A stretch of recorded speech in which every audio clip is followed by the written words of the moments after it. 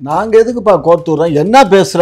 நாங்க என்ன மடியில கட்டிட்டு போய் ஐயா ஏர்போர்ட் மூர்த்தி இங்க வர்றாரு அவரோட வம்புலுன்னு நாங்க சொல்லி அனுப்பிச்சோமா? அவர் வர என்ன பேசுற? அவர் வரது எப்படி அவங்களுக்கு தெரியும்? எது அந்த திலீபனுக்கு எப்படி தெரியும் அவர் வரது? யார் அழுத்தம் கொடுத்தது? அது யார் அழுத்தங்கிறதெல்லாம் நாங்க சொல்ல இயலாது கண்ணு. அது எப்படி இயலாது? அது இயலாது. அது கூட்டணி தர்மம். அதனால நாங்க யாரையும் அழுத்தம் கொடுத்தீங்களே, அந்த செருப்பை கட்டி அடிச்சானே அந்த சகோதரர் 4 பேர் இருக்கிறாங்களே, அவங்களுக்கு தான் அழுத்தம் கொடுத்தீங்களா? அதெல்லாம் என்ன நடக்குங்க? அதை எப்படி ஏங்கண்ணே? அவங்க கூட்டணி தர்மம் இருக்குல்ல, கூட்டணியில் இருக்கவங்க மேலே கேஸ் போட்டால் நாங்கள் எலெக்ஷன் நேரத்தில் நாங்கள் எங்கே போகிறது? ஓ, அப்போ திருமாவளவன் உங்களுக்கு அடியால் வேலை செய்ய மாட்டார். கண்ணு, நான் நீங்கள் ஏதோ நான் ஏர்போர்ட் மூர்த்திக்கு எதிராக பேச போகிறேன்னு நினச்சிட்டு நீ உட்காந்து கேள்வி கேட்குற. ஒரு விஷயம், நான் ஏர்போர்ட் மூர்த்திக்கு எதிராக பேச மாட்டேன். அதை புரிஞ்சுக்கோ. தெரியும். எதிர்ப்பு பேச மாட்டேன். நீ இதில் திமுகவை இன்றைக்கு மக்கள் கழுவி ஊத்தி கொண்டு இருக்கிறாங்க. அட எங்களுக்கு பாரு கண்ணு, திமுகவை நீங்க கழுவுனாலும் சரி, கழுவுனா நல்லது தானே. கழுவுனா சுத்தமாயிட்டு போறோம்.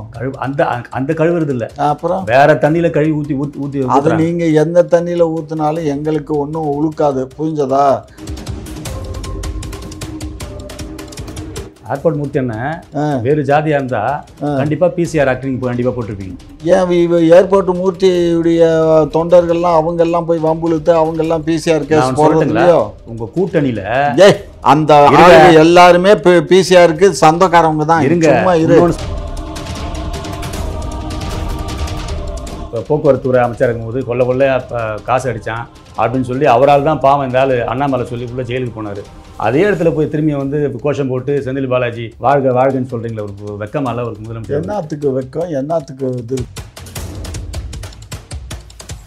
இந்த பாரு, 6 மாதத்துல திமுகவினுடைய சட்டமன்ற உறுப்பினர்கள் குறைஞ்சபட்சம் தீர்ப்பு வரும்போது பாருங்க, ஒரு 10 பேராச்சும் உள்ள இருப்பான். அதை பத்தி நீ கவலைப்படாத. அவன் தப்பு பண்ணவன் தண்டனை அனுபவிக்கிட்டு யாராக இருந்தாலும் சரி. 21ஆம் பக்கத்துல என்ன சொல்லிக்கிறார் தெரியுமா? என்ன சொன்னா என்ன உங்களுக்கு தெரியாதா? கண்ணே, ஒரு விஷயம் நல்லா புரிஞ்சுக்கோ. திமுக காரன் ஓட்டுக்காக தான் சொந்த பொண்டாட்டி அடமானம் வைப்பான்மா. என்ன அப்படிப்பட்ட ஆளுக்கு நீங்க இவ்வளவு பெரிய போட்டா வச்சு பிறந்த நாள் பாரு. உனக்கு துண்டை பாருங்க, விஜய் கட்சியில இதே துண்டு தான் இருக்கான். அப்படியா? ஆமா, இதைத்தான் போட்டிருக்கானுங்களா? அப்ப அவன் மேல கேஸ் போட்டுருவோமா? என்னங்க நீங்க துண்டை முதல்ல மாத்துங்க. அதனாலதான் திமுக விஜய் திமுக பி டீம். உங்க துண்டை பாருங்க. அனைவருக்கும் வணக்கம். இன்றைக்கு நம்மோடு கூட இணைந்திருப்பவர் திமுகவின் மூத்த முன்னோடி முனைவர் ஐயா காமாட்சி நாயுடு அவர்கள். வணக்கம் ஐயா. வணக்கம். எப்படி இருக்கிறீங்க ஐயா? நலமா இருக்கேன் ஐயா. நீங்க நல்லா தான் இருப்பீங்க. உங்க நண்பர் எப்படி இருக்காரு? நலமா இருக்காரு. உள்ள சிறையில் இருக்காரு. போய் பார்த்தீங்களா? இனிமே தான் போகணும். எங்க ஐயா போய் பார்க்கலையா நீங்க? இனிமே தானே போகணும். முந்தா நாள் தானே போட்டாங்க குண்டாசு. அப்படி நீங்கள் தான் போட சொன்னீங்களா? ஆமாம், நான் தான் போட சொல்லி அருண் கமிஷனருக்கு தக்கீது அனுப்பிச்சு அவர் ஸ்டேஷனுக்கு அனுப்பிச்சு போட்டிருக்கு. ஏதாவது சம்பந்தம் இருக்கா? எனக்கு என்ன அதிகாரம் இருக்கு? இல்லையா, உங்களுடைய வயசில் எவ்வளவோ கட்ட பஞ்சாயத்து பண்ணியிருப்பீங்க, எவ்வளவோ பிரச்சனையை பார்த்துருப்பீங்க. இது ஒரு பிரச்சனைன்னு சொல்லி, அதுவும் உங்களுடைய ஆட்சியில் நீங்கள் திமுகவினுடைய மூத்த முன்னோடி ஒரே ஒரு ஃபோன் அடித்திருந்தா உங்கள் முதலமைச்சருக்கு அல்லது திருமாவளவன் உங்களுக்கு நல்ல ஒரு பழக்கம், இதெல்லாம் ஒரு பிரச்சனையான்னு சொல்லி ஒரு ஃபோன் அடிச்சிருந்தா அவங்க என்ன பண்ணியிருப்பாங்க? அதுதான் நீங்கள் கேட்குறது கரெக்டு தான். ஆனால் நான் முதலமைச்சருக்கு ஃபோன் பண்ணலை. திருமாவுக்கு தான் பண்ணினேன். 2 முறை திருமாவுக்கு பேசினேன். திருமாவை லைனில் வரல. அதுக்கப்புறம் அவர் பிஏட்ட சொல்லி பேச சொன்னேன். பேசவே இல்லை. இந்த மேட்டருக்கு தான் நான் வரேன்னு தெரிஞ்சுக்கிட்டே அவாய்ட் பண்ணிட்டாரு. இதுதான் விஷயம்.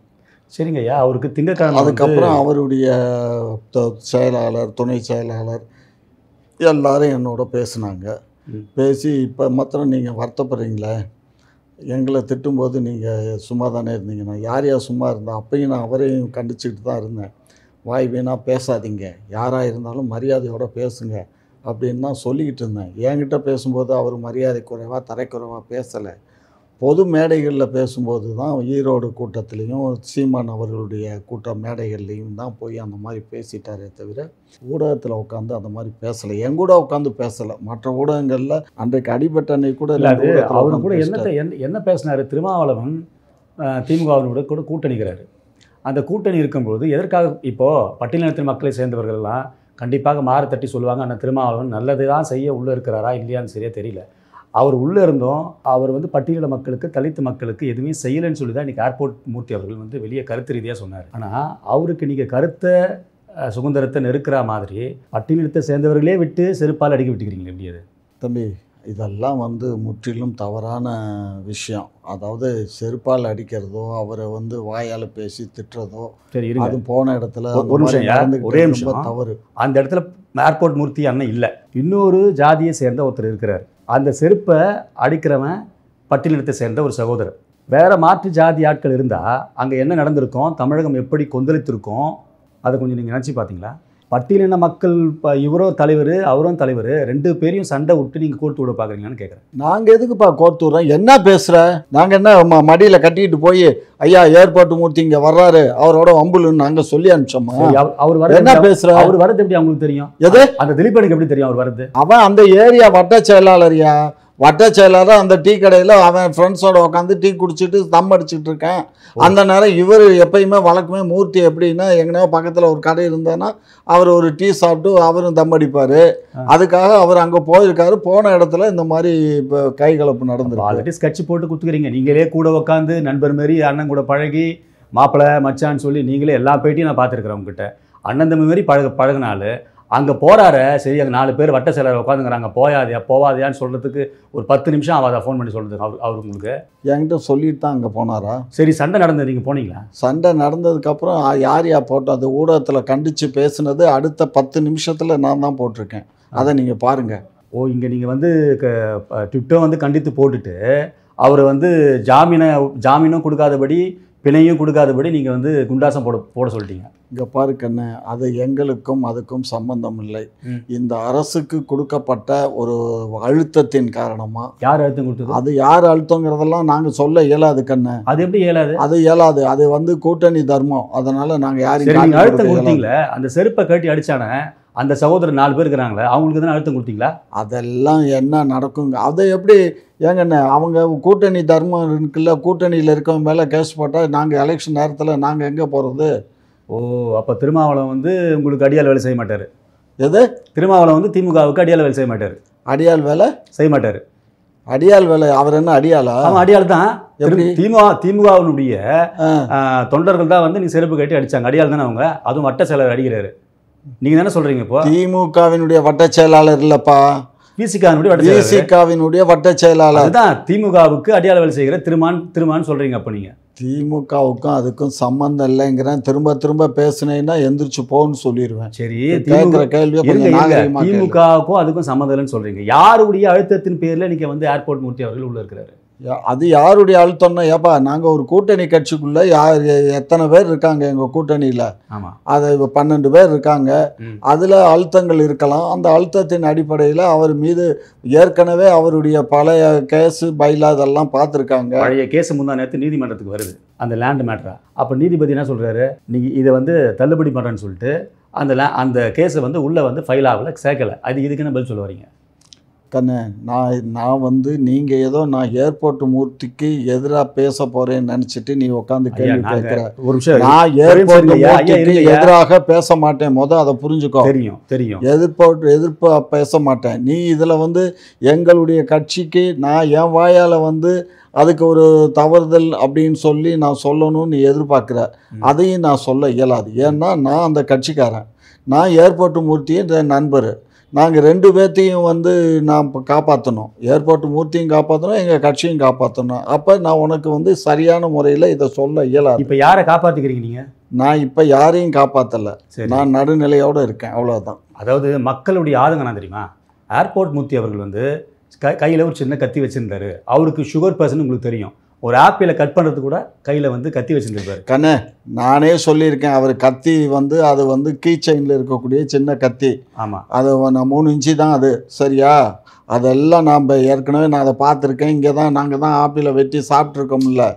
அதனால் எனக்கு தெரிஞ்சதுனால தான் அதை நம்ம நீங்கள் இந்த பத்திரிகையிலலாம் பரபரப்பு வர்றதுக்கு முன்னாடியே நான் இதெல்லாம் பேசிட்டேங்கிறேனே. இந்த கத்தியை பற்றியும் பேசியாச்சு, எல்லாம் பேத்தியாச்சு. இவரையும் நீங்கள் ஒரு கம்ப்ளைண்ட்டை கொடுங்கன்னு சொன்னேன் இவர்கிட்ட ஃபோன் பண்ணி. நான் கம்ப்ளைண்ட் என்ன, நான் எல்லா சேனல்லையும் உட்காந்து பேச போகிறேன் அப்படின்னாரு. சரின்னு போய் நான் ஒரு 3 சேனலில் பேசிட்டாரு. கம்ப்ளைண்ட்டு அதுக்கப்புறமாவது கம்ப்ளைண்ட்டை கொடுங்கன்னு.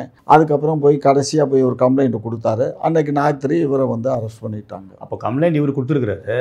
கொடுக்கல, அப்புறம் தான் கொடுத்தாரு. சரி, அப்புறம் கொடுத்தாரு. அவங்களையும் வந்து அரெஸ்ட் பண்ணல? இந்த மயிலாப்பூர் ஏன் அரெஸ்ட் பண்ணாங்க, அரெஸ்ட் பண்ணலைன்னு சொல்லி நான் வந்து சீஃப் மினிஸ்டரோ அல்லது நான் காவல்துறையினுடைய டிஜிபியோ கிடையாது. அது செய்ய வேண்டிய வேலை அந்த ஸ்டேஷனுடைய இன்ஸ்பெக்டர் பண்ண வேண்டிய வேலை. நீங்கள் அவருக்காக இவ்வளோ உருகுறீங்கன்னா நீங்கள் என்ன பண்ணுறீங்க, நீங்கள் பீச் ஸ்டேஷனுக்கு போங்க. ஐயா எதுக்குயா அவர் மேலே மாத்திரம் நீங்கள் வழக்கு போட்டீங்க? நாங்கள் உருவல. ஒரு நிமிஷம் இருங்க. திமுகவை இன்றைக்கு மக்கள் கழுவி ஊற்றி கொண்டு இருக்கிறாங்க. அட எங்களுக்கு பாருக்கண்ணே, திமுகவை நீங்கள் கழுவுனாலும் சரி, கழுவுனா நல்லது தானே, கழுவுனா சுத்தமாயிட்டு போகிறோம். அந்த கழுவுறது இல்லை, அப்புறம் வேற தண்ணியில் கழுவி ஊற்றி ஊற்றி அது நீங்கள் எந்த தண்ணியில் ஊற்றினாலும் எங்களுக்கு ஒன்றும் உழுக்காது. புரிஞ்சதா? நாங்கள் உங்களுடைய பேச்சுக்கள்லாம் நாங்கள் வந்து மயங்கிற மாட்டோம். புரிஞ்சதா? நாங்களாக தான் இருப்போம், நீங்கள் நீங்களாக தான் இருப்பீங்க.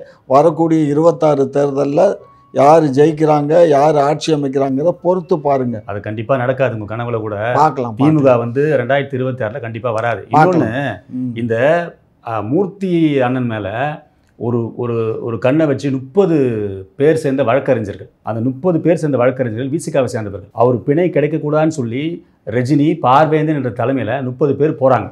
அப்போது திமுக கூட்டணியில் இருக்கிற பட்டியலின மக்களுக்கு அநீதி செய்கின்ற வேங்க வயலாக இருக்கட்டும், சேலத்தில் ஒரு பொண்ணை வந்து திமுககார கைப்பூச்சி எடுத்து பிசிஆர் ஆக்ட் கூட அவன் மேலே போடணும். போன வருஷம் ஞாபகம் இருக்குதையா? அந்த சேலத்தில் இருக்கிற திமுககாரன் ஒரு பொண்ணை கைப்பூச்சி எடுத்தான். அப்போ அந்த 30 பேர் எங்கே போனாங்க?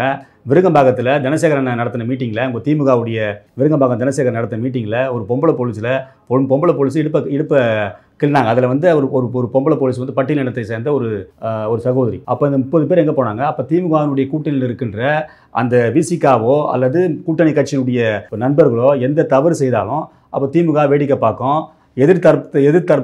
தரப்பில் இருக்கிறவர்கள், தலைவர்கள், தொண்டர்கள் எதனா கருத்தை சொன்னால் அவங்க குறவலை பூச்சி நெருக்கி குண்டாஸ் போடுவீங்களா? சரி, நான் வேணா ரஜினிக்கு ஃபோன் போடுறேன். இது நீ ரஜினிகிட்ட கேட்க வேண்டிய கேள்வி, என்கிட்ட கேட்குற. ஐயா, உங்கள் கூட்டணியில் தானே இருக்கிறாங்க. கூட்டணியில் இருந்தாக்கா நாங்கள் எல்லாமே கூட்டணியில் இருந்தால் நாங்கள் எல்லாத்துக்கும் நாங்கள் பதில் சொல்லிட்டு இருக்கோம். ஏங்க ஒரு விஷயம் தெரியுமா உனக்கு? கடந்த 2 ஆண்டுக்கு முன்னாடி பெரம்பலூரில் ஒரு டாக்டரை வந்து கொலை பண்ணிவிட்டான். ஆமாம், டாக்டரை கொலை பண்ணிட்டான். அந்த டாக்டர் செத்து போயிட்டான். அதுக்கப்புறம் அந்த ஊரில் திருவிழா நடக்குது. அந்த ஊர் திருவிழாவுக்கு இந்த டாக்டர் செத்து போயிட்டான், இந்த பயல்களை கூப்பிடக்கூடாதுன்னு சொல்லி இவங்களை வந்து பட்டியலின மக்களை கூப்பிடாம அடுத்த ஊர்லேருந்து ஆட்களை கூட்டிகிட்டு வந்து அவங்கள பறையெல்லாம் அடிக்க வச்சு அவங்க விழாவெல்லாம் முடிச்சுட்டாங்க. ஆனால் வச்ச கட் அவுட்டு முதல் நாள் தான் முடிஞ்சிருக்கு, மறுநாள் கட் அவுட்டெல்லாம் இருக்கும். 2 நாள் கழிச்சு தானே கழட்டுவாங்க. அதை வந்து இந்த பயலுக்கு கல்லை விட்டு அடிச்சுட்டு ரொம்ப அனாவசியமான வார்த்தையில் திட்டியிருக்கானுங்க. ஸோ இங்கே இருந்த இளைஞர்கள்லாம் ஒரு ஜாதி இல்லை, எல்லா ஜாதியை சேர்ந்த இளைஞர்கள்லாம் விரட்டி போனதில் அவங்க இதுக்குள்ளே போயிட்டான். அவங்க ஏரியாவுக்குள்ளே போனோடனே வாமா என்ன பண்ணிட்டான், உடனே 100க்கு போலீஸுக்கு ஃபோனை பண்ணி வர வச்சுட்டான். இந்த பையன் வந்து யார் கல்லெடுத்து எரிஞ்சானோ தெரியல, டிஎஸ்பி மண்டை உடஞ்சி போச்சு, இன்ஸ்பெக்டர் மண்டை உடஞ்சி போச்சு. சரியா? அவன் இம்மிடியேட்டாக எல்லாத்தையும் ஏற்றுறான். நம்ம இதில் வந்து ஒரு 30-40 பேர்த்த ஏற்றுறான். அந்த சைட்லேருந்து ஒரு 6 பேரை மொத்தம் ஏற்றுறானுங்க. ஏற்றி ஸ்டேஷனுக்கு கொண்டு போய் எல்லாத்தையும் பிசிஆர் கேஸு ஃபைல் பண்ணுறான். இங்கே பட்டியலின மக்களை அவன் பேரில் ஒன்றுமே போடல, உட்காத்தி வச்சுருக்கு. இவங்க பேரில் பிசிஆர் கேஸ் ஃபைல் பண்ணுறாங்க. எனக்கு தகவல் வருது. எனக்கு தகவல் வந்த உடனே நான் உடனே அந்த எஸ்பிகிட்ட பேசுகிறேன். அந்த எஸ்பி என்ன சொல்கிறாரு, நாங்கள் போய் சத்தம் போட்டதில் என்னால் பேச முடியல, இன்ஸ்பெக்டர்கிட்ட பேசுங்க, எஸ்பி இன்ஸ்பெக்டர்கிட்ட பேசுங்கிறாரு. எஸ்பி இன்ஸ்பெக்டர்கிட்ட பேசுனா, சார் நாங்கள் ஒன்றும் செய்ய முடியாது, எங்களுக்கு ஐஜி சொல்லிட்டாரு, நீங்கள் வேணால் திருச்சியில் ஐஜிக்கிட்ட பேசுங்கிறாரு. சரின்னு நான் ஐஜிக்கிட்ட பேசுகிறேன். இதெல்லாம் நடந்த நிகழ்வு. சரியா? பேசுகிறேன். அவர் என்ன சொல்கிறாரு, அவங்களோட வாயில் ஜாதியை சொல்லி யாருமே திட்டலை, எதுக்கு நீங்கள் கைது பண்ணி கொண்டு வந்து வச்சு இப்போ பிசிஆரில் கேஸ் போடுறீங்கன்னு கேட்டால், ஜாதி சொல்லியெல்லாம் திட்டணும்னு அவசியம் இல்லை. அந்த மக்களோட வாயில் தகராறு பண்ணினாலே நாங்கள் அந்த செக்ஷனில் தான் கேஸ் போடுவோம் அப்படின்னு சொல்லி சட்டம் சொல்லுதா? அவர் சொல்கிறாருப்பா, இது ஐஜி சொன்னது. நான் இதை வந்து நாம் ஒரு ஊடகத்தில் உட்காந்து சொல்கிறேன்னா உண்மை இல்லாமல் நான் சொல்ல இயலுமா? என்கிட்ட சொன்ன வார்த்தை தான். ஆனால் அண்ணன் ஏர்போர்ட் மூர்த்தி அண்ணன் வேறு ஜாதியாக இருந்தால் கண்டிப்பாக பிசிஆர் ஆக்டிங் போட்டிருப்பீங்களா? எது ஏர்போர்ட் மூர்த்தி அண்ணன் வேறு ஜாதியாக இருந்தால் கண்டிப்பாக பிசிஆர் ஆக்டிங் கண்டிப்பாக போட்டிருப்பீங்க. ஏன் ஏர்போர்ட் மூர்த்தியுடைய தொண்டர்கள்லாம் அவங்கெல்லாம் போய் வம்புழுத்து அவங்கெல்லாம் பிசிஆர் கேஸ் போடுறதுலையோ? உங்கள் கூட்டணியில் அந்த எல்லாருமே பிசிஆருக்கு சொந்தக்காரவங்க தான். இருங்க, இன்னொன்று சொல்கிறதுன்னு கேளுங்க. உங்கள் கூட்டணியில் திருமாவளவன் இதுதான் கடைசி தேர்தல். அடுத்த தலைவர் யார் தெரியுமா? எங்கள் அண்ணன் ஏர்போர்ட் மூர்த்தி தான். அவர் வெளியே வந்தவொன்னு பாருங்கள், சிங்கம் இன்னும் கெரிச்சித்து ரொம்ப கோரமாக வரோம் பாருங்கள். அதுக்குள்ளே வந்து உங்கள் கூட்டணி லண்டன் போயிட்டாரா, வந்துட்டாரா? அவர் வந்துட்டாரா இல்லையான்னு எனக்கு என்னப்பா தெரியும்? நான் என்ன அவருடைய பகுத்தாளியா பங்காளியா? கூட்டணினா கட்சியில் அரசியலில் தான் கூட்டணி, அதுவும் தேர்தல் நேரத்தில் தான் கூட்டணியை தவிர மற்ற எல்லா நேரத்துலையும் கூட்டணி கிடையாது. தேர்தல் எப்போ வருதோ அப்போ தான் சீட்டு சேரிங்க, அப்போ தான் கூட்டணி. இப்போ எல்லாம் வந்து அவர் எங்கே போகிறாரு எங்கே வர்றாரு எங்கள்கிட்ட அனுமதி வாங்க வேண்டியதில்லை. அவர் எம்பிங்கிறதுனால ஒன்றிய அரசில் நாடாளுமன்றத்தில் அவர் பெர்மிஷன் வாங்கிட்டு அவர் போயிருப்பார் வருவார். அதெல்லாம் என்கிட்ட கேட்காத. சரி, அப்போது வந்து நீங்கள் திமுகவில் வந்து ஆட்சி அதிகாரம் இருந்தால் எல்லாத்தையும் செய்வீங்க. நேற்று மீட்டிங்க்கு போனீங்களா ஐயா கரூருக்கு? நான் போகலை. ஏன் உங்களுக்கு கூப்பிடலையா? கூப்பிட்டாலும் நான் போயிருக்க மாட்டேன். எதுக்காக? எனக்கு வயசு ஒன்று இருக்கு இல்லையா? இந்த வயசில் நான் போய் அங்கே எல்லாம் போய் அலைஞ்சு இங்கேருந்து நான் திருச்சி போகணும், திருச்சியிலேருந்து அங்கே போகணும். கூட்டமே இல்லையா? சேர்லாம் காலியாக கண்ணே, கூட்டம் இருந்துச்சு இல்லைங்கிறத பற்றி நீ கவலைப்பட வேண்டியதில்லை, புரியுதா? அது எங்கள் கட்சிக்கு தெரியும், எங்கள் கட்சி பார்த்துக்குறோம். அதை நீ ஒன்றும் 2 நாளைக்கு முன்னாடி விஜய்க்கு சம கூட்டம் இருந்த. விஜய்க்கு சம கூட்டம் இருந்துச்சு. எல்லாம் விஜய்க்கு வந்ததெல்லாம் யார் வந்தா? ரசிகர்கள் வந்தான். ஐயோ, நீங்கள் வேற எல்லாம் திமுககாரன் தாங்க போய்க்கிறான். இருக்கலாம், திமுக இறைஞ்சல் தாங்க போய்க்கிறாங்க. இருக்கலாம்ப்பா, ரசிகர்கள் தானே. ஃபுல்லாக மாறிடுச்சையா தம்பி, நீ ஒரு விஷயம் புரியும். நீ வந்து என்னமோ சாணக்கிய மாதிரி உட்காந்துக்கிட்டு சாணக்கியத்தனமாக கேள்வி கேட்குறோம் பேசுகிறேங்கிற மாதிரி நினச்சிட்டு பேசுகிற. ஒரு நடிகர் வந்தால் நீயும் பார்ப்பேன், நானும் பார்ப்பேன், தம்பியும் பார்ப்பாரு, எல்லாரும் நடிகர் தான் விட்டார. நடிக்கிறது தான் விட்டாருன்னா நடிக்கிறது தானே. இப்போ எத்தனை நாள் விட்டாரு? இன்னைக்கு தானே வெளியில் வந்தார். ₹1 கூட செலவு பண்ணல. அவ்வளோ பெரிய கூட்டம். நீங்கள் வந்து இப்போ நேற்று கரூரில் போயிட்டு இன்னொன்று கேட்குறேன். அதே கரூரில் உங்கள் முதலமைச்சர் போயிட்டு செந்தில் பாலாஜியை இவன் தான் வந்து இப்போ போக்குவரத்துறை அமைச்சர் இருக்கும்போது கொள்ள காசு அடித்தான் அப்படின்னு சொல்லி அவரால் தான் பாவம் இந்த ஆள் அண்ணாமலை சொல்லி உள்ள ஜெயிலுக்கு போனார். அதே இடத்துல போய் திரும்பி வந்து கோஷம் போட்டு செந்தில் பாலாஜி வாழ்கன்னு சொல்கிறீங்களா? ஒரு வெக்கமால ஒரு முதலமைச்சர். என்னத்துக்கு வெக்கம், என்னத்துக்கு இது இருக்குது? அது பழகி போச்சுன்றீங்களா உங்களுக்கு? இங்கே பாரு கண்ணு, அரசியலில் எல்லாமே சர்வ சாதாரண சகஜம், புரியுதா? ஒன்று இன்னைக்கு நீ கேட்குற திமுகவை பற்றி, நாளைக்கு நீ என்ன பண்ணுவான்? அதிமுகவை பற்றி கேட்ப, நாளைக்கு இதே விஜயை பற்றி என்கிட்ட கேள்வி கேட்ப. அதனால் இதெல்லாம் வந்து சகஜம். அரசியலில் எதுவும் நிரந்தரம் இல்லை, நிலையானதும் இல்லை. நேற்று ஒரு கட்சியில் இருக்கான், இன்றைக்கி ஒரு கட்சிக்கு வர்றான், நாளைக்கு ஒரு கட்சிக்கு போகிறான். இவனுங்களெல்லாம் வச்சு என்ன பண்ணுவான்? இது வந்து அப்படியெல்லாம் நீ நினைக்கிற மாதிரி இல்லை, புரிஞ்சுக்கோங்க. எங்களுக்கு ஃபார்முலா தெரியும். அந்த ஃபார்முலா படி நாங்கள் மக்கள்கிட்ட வாக்கை வாங்கி நாங்கள் வெற்றி பெற்று வந்துடுவோம். என்ன இப்போ மக்கள் வந்து பாவம் அவங்களுக்கு ஓட்டு போட்டு அவங்க என்ன சொல்கிறதுன்னு தெரியாமல் சென்னை சிட்டி உள்ளவே ஒரே ஒரு வாக்குறுதி கூட நிறைவேற்றல. எதனா ஒன்று சொல்லுங்கள். இல்லை, நான் என்ன கேட்குறேன், உங்கள்கிட்ட வந்து சொன்னாங்களா நாங்கள் கஷ்டப்படுறோம்? இங்கே யாருக்கு கஷ்டம் இருக்குது? இலவச அரிசி போடுறோம், எண்ணெய் கொடுக்குறோம், பருப்பு. இலவச அரிசி யார் போடுறது? யார் போடுறது? இலவச தமிழ்நாடு அரசு தான். தமிழ்நாடு அரசா? மத்திய அரசு போடுது. கொஞ்சமாவது இதுல இருக்கணும். மத்திய அரசு எங்களுக்கு ₹6 ரேட்டு போட்டு கிலோ ₹6 ரேட்டுக்கு எங்களுக்கு விற்பனை பண்ணுது, தெரிஞ்சுக்கோ. அப்ப அவங்கள்ட்ட நாங்க கிலோவுக்கு ₹6 மெனி கொடுத்து தான் வாங்குறோம். அப்போ உன்னை ஏமாத்தி தான் நீங்க போடுறீங்க. எது மத்திய அரசு போடுது? மத்திய அரசு போடலப்பா. எவ சொன்னது? சும்மா மத்திய அரசு போடுது போடுதுன்னு. மோடி எல்லாம் போடல, அவரு ஜாடி போடுறாரு. மோடி போடுங்க பாரு. நீ தப்பான செய்தியா பரப்புரை பண்ணக்கூடாது. தமிழ்நாடு அரசு தான் இதெல்லாம் செய்து நாங்க வந்து ₹6 ரேட்டு கொடுத்து வாங்கி தான் நான் கொடுக்குறோம். ஊசி யார் போடுது? ஊசி அது வந்து அவர் ஒன்றிய அரசு கண்டுபிடிச்சது. எதுக்கு ஊசி கண்டுபிடிச்சாங்க? கொரோனாவுக்காக கண்டுபிடிச்ச ஊசி. அது மத்திய அரசு கண்டுபிடிச்சு. மத்திய அரசு எப்பா நம்மகிட்ட இருந்து வரி எவ்வளோப்பா வாங்குறாங்க? வாங்கிட்டு போறதுல வெறும் 29 பைசா தான் நமக்கு தர்றாங்க. மீத எவ்வளோ 71 பைசாவா அவங்க கொள்ளையடிச்சிட்டு போகும்போது அப்ப இந்த வேலையை பார்க்காம அவங்களுக்கு என்ன புடுங்குற வேலையா இருக்கு? மரியாதை பேசுங்க. நீங்க வரி ஏத்தினாலும் ஒழிக்கின்றீங்க. வரியை குறைச்சிருக்காங்களா? என்னத்தை குறைச்சிருக்காங்க? 28% அவன் ஏத்தினது யாரு ஏத்துனா? எதுக்கு 28%? திங்கிறதுக்கு சப்பாத்திக்கு அங்க இருக்க வடநாட்டுல இருக்கவனுக்கு அதெல்லாம் கிடையாது. இங்க நீ இட்லி தோசை சாப்பிட்டேன்னா அதுக்கு டாக்ஸ். அது தெரியுமா உனக்கு? இப்ப டாக்ஸ் இல்லையே. எவன் சொன்னா? போய் வாங்கி பாருங்க. நீ போய் பாரு. 6 ஸ்லாப்ல இருந்து 2 ஸ்லாப் குறைச்சிருக்காங்க. இட்லி தோசைக்கு வரி இருக்கு, சப்பாத்திக்கு அங்கே வரி இல்லை, புரிஞ்சுக்கோ. சும்மா ஏதாவது வாங்கி கை விட்டு வாங்கிட்டு இருக்கீங்களா? உங்கள் சேனல் தேர்தல் வெளியே உங்களுக்கு ஏதாவது கை விட்டு கொடுக்குறாங்களா? ஏன் கை விட்டு வாங்குறோம்? உங்களை மாதிரி ஏன் நிறைய சேனல் தான் இப்போ அதிமுகவும் பாஜகவும் தான் கொடுத்துட்டு இருக்கானுங்களாமே. ஓ அப்படியா? ஆமாம், எனக்கு என்னையவே வந்து கேட்டாங்களே, உங்கள் இவர்கிட்ட சொல்லுங்கள், உங்கள் சார்கிட்ட சொல்லுங்கள், நாங்கள் ஏதோ மாதம் வந்து 3 ரூபா கொடுத்துட்றோம், எங்களுக்கு வந்து லைவ் ப்ரோக்ராம் போடுங்க, 15 எப்படி இது போடுங்க, ஒரு நாளைக்கு வந்து 1 போடணுமா இண்டிவிஜுவல், அதுக்கப்புறம் 15 கட்டி. இதுதான்ப்பா நம்ம சேனலில் நம்ம ஒளிபரப்பு பண்ண சொல்கிறான்ப்பா. எபிசோடு போடணும், ஒரு 15 எபிசோடு வந்து டிபேட்டு, 10 எபிசோடு வந்து இண்டிவிஜுவல், இது மொத்தம் 25. அந்த இவங்க வந்து கேள்வி கேட்கறதுக்கு ஒன்றை மாதிரி பைத்தியக்காரன் வந்துடுவானா, என்ன மாதிரி பைத்தியக்காரன்? ஆமாம், பைத்தியக்காரன் வந்துடுவானா. அந்த பைத்தியக்காரன் கேட்குற கேள்விக்கு நாங்கள் பதில் சொல்லணுமா. அதே மாதிரி டிபேட்டுக்கும் யார் கூட வைக்கிறதுங்கிறத அவங்களே முடிவு பண்ணி ஆளை கூப்பிட்டு வந்துடுவாங்களாம்.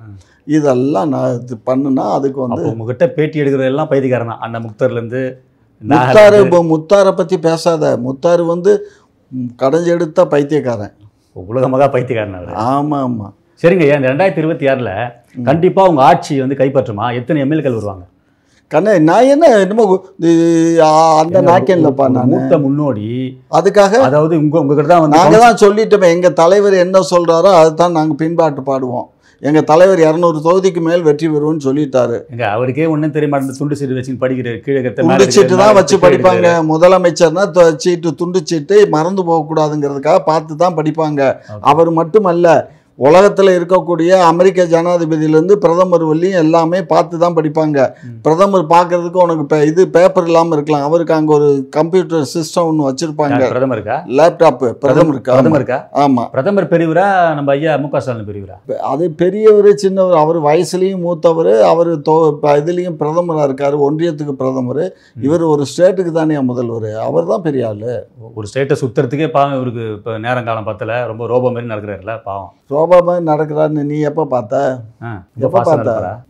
ரொம்ப ஃபாஸ்ட்டாக நடப்பாரா? ஃபாஸ்ட்டாக நடக்கணும் நடக்கக்கூடாதுங்கிறது அது எங்களுக்கு தெரியும். இப்போ ஒவ்வொரு மனிதனுக்கும் வயோதிகங்கிறது வரும் செல்லம், புரிஞ்சுக்கோ. இப்போ என்னுடைய வயசுக்கு நான் வந்து இருக்கேன்னா என்னுடைய அனுபவம் வேறு, என்னுடைய உழைப்பு வேறு. அவங்க எல்லாம் சொபஸ்டிகேட்டடாக வாழ்ந்து வந்தவங்க. நேற்று கரூரில் கூட்டத்தை போட்டிங்க, திரும்ப செந்தில் பாலாஜி அவர்களுக்கு நீங்கள் சீட்டு கொடுப்பீங்களா? செந்தில் பாலாஜிக்கு சீட்டு கொடுக்கலாம். கோர்ட்டு நீதிமன்றம் தடை இல்லாத போது நாங்கள் சீட்டு கொடுப்போம். நீதிமன்றம் தடை இருந்தால்தான் கொடுக்க மாட்டோம். தடை இருந்தால் கொடுக்க மாட்டீங்க? நீதிமன்றம் அதாவது இப்போ இவருக்கு வந்து நாங்கள் கொடுக்க இயலாது. யாருக்கு? பொன்முடிக்கு. பொன்முடிக்கு அந்த கோர்ட்டில் தானே அவருக்கு அதை இது பண்ணாங்க. குறிப்பாக இன்றைக்கி திமுகவுக்கு யாருக்கு சீட்டு தரலான்னு சொல்லி குழம்பி கொண்டு இருக்கிறீங்க. ஆனால் முதல்வரும் உதயநிதி அவர்களும் 200க்கு 200ன்னு சொல்லி முழக்கிட்டாங்களே. யாருக்கு கொடுக்கலாம் கொடுக்கணும்னு எங்களுக்கு என்ன குழப்பம் என்ன இருக்கு? ஏப்பா இன்னும் 6 மாசம் இருக்கு. நாங்க இங்க பாரு, 6 மாசத்துல திமுகவினுடைய சட்டமன்ற உறுப்பினர்கள் குறைஞ்சபட்சம் தீர்ப்பு வரும்போது பாருங்க, ஒரு 10 பேராச்சும் உள்ள இருப்பான். அதை பத்தி நீ கவலைப்படாத. அவன் தப்பு பண்ணவன் தண்டனை அனுபவிக்கிட்டு யாராக இருந்தாலும் சரி, திமுகவாக இருந்தாலும் அதிமுகவாக இருந்தாலும் விடுதலை சிறுத்தைகளாக இருந்தாலும் பறையர் பேரவையாக இருந்தாலும் அல்லது நானாக இருந்தாலும், நான் தவறு செய்யும் பட்சத்தில் நான் சிறைக்கு போக வேணும்னா நீதிமன்ற உத்தரவுக்கு எனக்கு போய்த்தான் ஆகணும். அதனால இவன் நல்லவன் அவன் கெட்டவன்னு நானோ நீயோ சர்டிஃபிகேட் பண்ண இயலாது. அது நீதிமன்றம் தான் சொல்லணும். நீதிமன்றம் சொன்னால் செய்ய வேண்டியதுதான். சரிங்க, 525 வாக்குறுதிகள் கொடுத்தீங்க. நீங்கள் சொல்கிறீங்க உங்கள் வாயால் எங்கள் முதலமைச்சர் வந்து நிறைய டெபேட்டில் உங்களை பார்த்துருக்குறேன், எல்லாத்தையும் செஞ்சு நாங்கள் முடிச்சிட்டேன்னு சொல்கிறீங்க. இந்த 525 வாக்குகள் முடித்த பிற்பாடு அடுத்த எதனா தேர்தல் வாக்குறுதிகளை புதுசாக எதனா மேனுஃபேக்சர் பண்ணி நீங்கள் எதனா வச்சுருக்கிறீங்களா? அதெல்லாம் வந்து இப்போ கமிட்டி போட்டுருவாங்க. கமிட்டி போட்டு என்னென்ன கமிட்டி போட்டு திரும்பி மக்களை எப்படி ஏமாற்றலாம், எப்படி மூளைச்செலவு பண்ணலாம், எப்படி பண்ணலாம், எப்படி எல்லாம் சொன்னால் மக்கள் ஏமாறுவாங்க, எப்படி எல்லாம் சொன்னால் உதயநிதி சொன்னார் பிங்க் கலர் பஸ் தான் ஜெயிக்கன்னு சொல்ல மாதிரி. அங்கங்கே பிங்க் கலர் பஸ் நான் 2 சக்கரம் பிடிங்கின்னு ஓடுது வெளியே, அப்புறம் முத்தம் கொடுக்குது. பிங்க் கலர் பஸ்ஸும் பச்சை கலர் பஸ்ஸும் முத்தம் கொடுத்து எல்லாம் ஜாமாவி கிளாஸ்லாம் உடைஞ்சு கிடக்குது நடு ரோட்டில். அப்படி எப்படி மக்களை மூல செலவு பண்ணி மற்ற இப்போ இந்த வாட்டி 525 கொடுத்தீங்க, அடுத்த வாட்டி 1425 கொடுப்பீங்களா? ஏதோ ஒன்று கொடுப்போம், கவலைப்படாத. அப்படியா? அப்போ திரும்பி வந்து 2026ல் மக்கள் உங்களை வந்து வீட்டுக்கு தம்பி, அனுப்பிச்சிடுவாங்க. 2026ல் நாங்கள் ஆட்சிக்கு வர்றது உறுதி. அப்படி இன்கேஸ் ஆட்சிக்கு வரலைனாலும் அதை பற்றி எங்களுக்கு கவலை இல்லை. கடந்த 10 ஆண்டு காலம் நாங்கள் ஆட்சியில் இல்லாத போது நாங்கள் என்ன பண்ணோம்? எதிர்க்கட்சியாக செயல்பட்டோம். அது மாதிரி எதிர்க்கட்சியாக செயல்பட போகிறோம். இதில் ஏன் நீங்கள் எதுக்கு கவலைப்படுறீங்க? முடியாதுன்ற கவலையாக இருக்குதா? மோடி ஒரு சட்டம் போடுறாரு தெரியுமா? இங்கே பாரு, அந்த சட்டம் என்ன ஆச்சுன்னு தெரியுமா? ஸ்டே பண்ணி வச்சாச்சு, அது தெரியுமா உனக்கு? எங்கே ஸ்டே பண்ணி வச்சுக்கிறீங்க? அதெல்லாம் பண்ணியாச்சு. யார் பண்ணுது? 30 யார் பண்ணா? நீதிபதி பண்ணியிருக்காரு, புரிஞ்சுக்கோ. அந்த சுப்ரீம் கோர்ட் நீதிபதி கிட்ட நீங்கள் கேவலமான திட்டலாம் வாங்குறீங்களா? மதுரை கிளையில் வாங்குறீங்க, சென்னை கிளையில் வாங்குறீங்க, ஓடிங் அடிக்கிறீங்களே. மாத்துங்க. இரியா, நீ லூசா? நீ ஒரு வழக்குல நீதிமன்றம் வந்து அதை சொல்லுது இதை சொல்லுதுன்னா, ஆளுகின்ற அரசு இப்ப காய்ந்த ஒரு மரத்துல காய்ச்சி நிறைய பழங்கள் தொங்குதுன்னு வச்சுக்கோ, நீ போற வழியில 2 கல்லை விட்டு அடிச்சு பழத்தை பறிக்க மாட்டியா? அது மாதிரி ஆட்சியாளர்கள் மேலதான் இந்த தவறுகள், குற்றச்சாட்டுகள் எல்லாம் வரும். அப்போ திமுக ரோட்ல நடந்தா காதலையும் மூக்களையும் கழுத்துலையும் தங்கத்தை போட்டு வந்தா பார்த்துட்டு கண்ணெதிர பார்த்துட்டு அடிச்சு பிடிங்கிடுவீங்க. நீங்க நாங்க எதுக்கு பிடிக்கிறோம் சொன்னீங்க? போகும்போது 2 பழம் இருந்தா அடிப்புங்கிட்ட. பழம் இருந்தா அடிப்போம், அதுக்காக கொள்ளை அடிக்கிறதா? டேய், நாங்க பழம் இருந்தா நாங்க அடிப்போன்னு சொல்லடா. இங்க பாரு, புரிஞ்சுக்கோ. சொல்லுங்க. அரசு மேல நீங்க விமர்சனம் வைப்பதும் கல்லை விட்டு அடிப்பதும் உங்களுடைய தொழில். அது ஏன்னா அது எதிர்கட்சிகள் செய்யக்கூடிய வேலை. அது நாங்கள் நீதிமன்றத்தில் வழக்கு தொடுத்து அது நிரபராதிங்கிறத நாங்கள் நிரூபிப்போம், அவ்வளோதான். அப்படியே நீதிமன்றம் நாங்கள் குற்றவாளின்னு சொன்னால் தண்டனை அனுபவிச்சுட்டு போகிறோம். அதுக்கு நீ ஒன்று முதல கண்ணீர் வடிக்க வேண்டாம். இதெல்லாம் சாதாரணமாக சொல்ல முடியுமா? சொல்லுவோம் தெரியுங்களா? பெரியார் விடுதலை புத்தகத்தில் பக்கம் 21 படிச்சிங்களா? நான் இதுக்கு அதெல்லாம் போய் படிக்கிறேன்? தெரியாதா உங்களுக்கு? எனக்கு எதுக்குப்பா படிக்கணும்? நேற்று பெரியார் பிறந்த நாளுக்கு ஸ்வீட் கொடுத்தாங்களா உங்களுக்கு? எனக்கு ஸ்வீட் கொடுக்கல, நானே போயிட்டு தான் வந்தேன். ஸ்வீட் கொடுக்கல, சும்மா போயிட்டு வந்துட்டீங்க. நான் சக்கரை வியாதி இருக்குது, நான் எதுக்கு ஸ்வீட் சாப்பிட்றேன்? போய் நான் போய் பெரியாருடைய இதுக்கு போயிட்டு வந்தேன். போய் அவருக்கு 21ஆம் பக்கத்தில் என்ன தெரியுமா சொல்லியிருக்காரு? 21ஆம் பக்கத்தில் என்ன சொல்லியிருக்காரு தெரியுமா? என்ன சொன்னா? என்ன உங்களுக்கு தெரியாதா? கண்ணே, ஒரு விஷயம் நல்லா புரிஞ்சுக்கோ. திமுக காரன் ஓட்டுக்காக தான் சொந்த பொண்டாட்டி அடமானம் வைப்பான்மா. என்ன அப்படிப்பட்ட ஆளுக்கு நீங்க இவ்வளவு பெரிய போட்டா வச்சு பிறந்த நாள் பாரு. ஒரு விஷயம் புரிஞ்சுக்கோ, இதெல்லாம் அரசியல்ல சாதாரணமாப்பா. அரசியல்ல எங்களுடைய திமுக காரனுக்கு அவரை எங்களுடைய தந்தையா நாங்க போற்றுறோம். எங்கள் தந்தை திட்டுவதற்கும் எங்களை பேசுவதற்கும் அவருக்கு எல்லா உரிமையும் இருக்கு. தந்தை திட்டுவதற்கும் பேசுவதற்கும் உரிமை இருக்குது. அதே மாதிரி நாங்களும் அவரை திட்டி இருக்கோம். அண்ணாவும் திட்டி இருக்காரு, கலைஞரும் திட்டி இருக்காரு. இதையும் ஏத்துக்கிறீங்களா? சொந்த ஒரு பொண்ணை வளர்த்து அவரே கட்டிக்கிறதுக்கும் உரிமை இருக்குதா? பொண்ணை வளர்த்து கட்டிக்கிட்டா அவருக்கு அந்த பொண்ணுக்கும் அவருக்கும் இஷ்டப்படும் போது நீ என்னத்துக்கு குறுக்க போய் நிக்கிற? உனக்கு என்ன வந்து? நாங்க அதனாலதான் அந்த கட்சியை விட்டே வந்தோம் வெளியில. அதெல்லாம் வேற விஷயம். அதை என்னத்துக்கு? பெரியாரு அவருக்கு இஷ்டம் இருக்கு, அவர் கல்யாணம் பண்ணிக்கிறாரு. செக்ஸுக்காக கல்யாணம் பண்ணாரா? இருங்க, உங்களை கொச்சையா திட்டிக்கிறாரு, அவருக்கு போய் நீங்க பிறந்த கொச்சையா இருக்கு. அதனால என்ன? எங்களை கொச்சையா ஏப்பா? என் தாப்பன் என்ன திட்டாமலா இருக்காரு? என்ன திட்டுறாரு? அவரு விந்துல தானே நான் பிறந்து வந்திருக்கேன், நீ உங்க அப்பா விந்துல தானே பிறந்திருக்க. அப்பா இல்லையா? முக ஸ்டாலின் அப்பா இல்லையா? எது முக ஸ்டாலின் அப்பா இல்லையா? முக ஸ்டாலின் வந்து எல்லாத்துக்கும் அப்பா இல்ல, அவங்க பிள்ளைகளுக்கு தான் அப்பா. அவரு வந்து அப்பா அப்பான்னு குழந்தையெல்லாம் கூப்பிடுது அப்படின்னு சொன்னார். இதுல என்ன தப்பு இருக்கு? ஒரு குழந்தை தாத்தா நிச்சயம் அங்கிள்னு கூப்பிட்டுனாரு, ஞாபகம்? அதுதான் அதுல என்னப்பா இருக்கு? தாத்தான்னு கூப்பிட்டா ரொம்ப ஏஜ் ஆனது மாதிரி அவருக்கே ஒரு ஃபீலிங் வந்துடும்ல. இப்ப என்ன பாக்குறீங்க, என்ன நீ வந்து ஐயான்னு வான்னு கூப்பிட்டா நல்லா இருக்கும். நீ என்ன பார்த்து தாத்தான்னு சொன்னேன்னா அட நமக்கு வயசாயிடுச்சோ அப்படிங்கிற ஒரு ஃபீலிங் வருமா இல்லையா? இது இயற்கைப்பா. ஒன்றும் இல்லையா? விஜய் வந்து திமுக பி டீம்னு சொல்றாங்களே, அதை பத்தி என்ன நினைக்கிறீங்க? கண்ணகி, நானும் அப்படி தான்ப்பா கேள்விப்பட்டேன். ஆனால் எங்களுக்கு பி டீமு ஏ டீமு எதுவுமே இல்லை. அவர் இப்போ எங்களை தான் இறங்கி அடிக்கிறாரு விஜய் வந்து அவரை பொறுத்த மட்டும் அவர் தான் சீஃப் மினிஸ்டர் கேண்டிடேட்டுன்னு அவராக அனௌன்ஸ் பண்ணிக்கிறாரு. அவருக்கு வர்ற ரசிகர்கள் கூட்டத்தை பார்க்கும்போது எனக்கே ஆச்சரியமாக தான் இருக்குது. 8 மணி நேரம் அன்றைக்கி டிலே, ஏர்போர்ட்லேருந்து ஒரு இடத்துக்கு போகிறதுக்கே 8 மணி நேரம் ஆயிருக்கு திருச்சியில். இப்போ அந்த மாதிரி ஒரு மக்களை வந்து மடைமாற்றம் பண்ணி பாவம் அவன் பொண்டாட்டி தாலி ஆத்தா அப்பன் தாலி இதை விற்று இப்படி வந்து ஓடுறான். ஒரு ஒழுக்கம் இல்லாமல் எல்லாமே பார்த்தீங்கன்னா ஒரு லாரி நிறைய அல்ற அளவுக்கு செப்பல் கிடந்துச்சு. எல்லாத்தையும் அடித்து நொறுக்கி எல்லாத்தையும் உடச்சி போட்டு போயிட்டாங்க. துண்டு கூட அவர் மாதிரியே போட்டுக்கிறீங்க நீங்கள்? துண்டு கூட அவர் மாதிரி இருக்குதா? ஏன் உனக்கு எங்க அவங்க துண்டை பாருங்க, விஜய் கட்சியில் இதே துண்டு தான் இருக்கான். அப்படியா? ஆமா, இதைத்தான் போட்டிருக்கானுங்களா? அப்போ அவன் மேலே கேஸ் போட்டுருவோமா? என்னங்க நீங்க துண்டை முதல்ல மாத்துங்க. அதனால தான் திமுக வந்து விஜய் வந்து திமுக பி டீம்ன்ற உங்கள் துண்டை பாருங்க. இங்கே பாரு, இந்த துண்டு யாருடைய துண்டுன்னு உனக்கு தெரியுமா தெரியாதா? யார் துண்டு? என்னுடைய துண்டு இல்லையே. என்ன லொல்ல? நீங்கள் பேட்டி முடிச்ச பிற்பாடு கூகுளில் சர்ச் பண்ணி இல்லை பின்னாடி இருக்கிற டிவியில் போட்டு பாருங்க, இதே துண்டு தான் விஜய் கட்சிக்காரன். அவன் விஜய் வச்சிருக்கலாம். நான் 1964 நான் வச்சிருக்கேன், புரிஞ்சுக்கோ. 64 வச்சிருக்கேன். என்கிட்ட பெர்மிஷன் வாங்கி தான் நிறைய கட்சிகள் இதை உபயோகப்படுத்துறாங்க. இந்த கலர் நீங்கள் வச்சிருந்து தான் விஜய் வச்சுக்கிறாரு. விஜய் வச்சிருக்காரு. அவர் கொஞ்சம் மாற்றம் இருக்கு, அதில் கொஞ்சம் அந்த இடையில வந்து அந்த இது மாதிரி இருக்கும். இடையிலையா? இந்த ரெண்டுக்கும் இடையில வேற ஒரு கலர் ஒன்று வரும்ப்பா.